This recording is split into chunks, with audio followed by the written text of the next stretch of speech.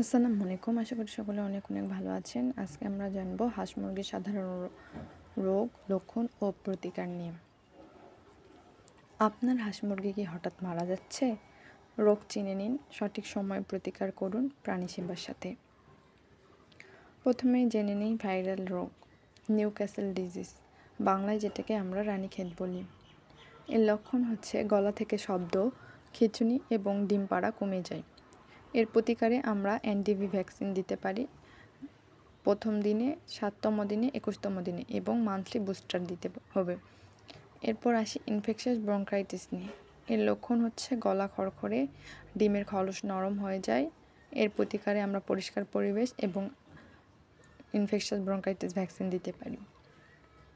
এরপর আসি ব্যাকটেরিয়াল রোগ নিয়ে। ব্যাকটেরিয়াল রোগের কমন হচ্ছে ফাউল কলেরা। লক্ষণ হঠাৎ মৃত্যু, মুখ থেকে শ্লেষা।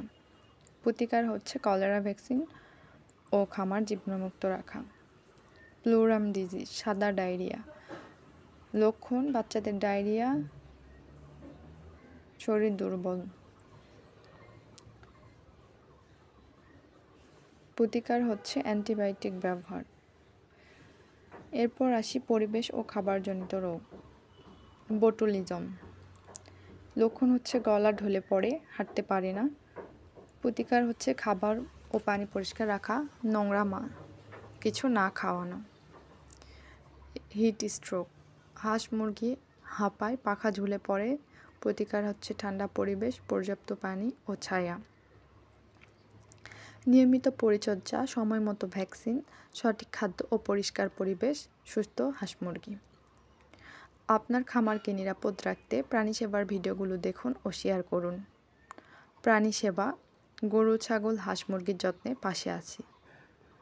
আজকে এই ছিল ভিডিওতে, দেখা হবে পরের কোনো ভিডিওতে। ততক্ষণ প্রাণী সেবার সাথেই থাকুন।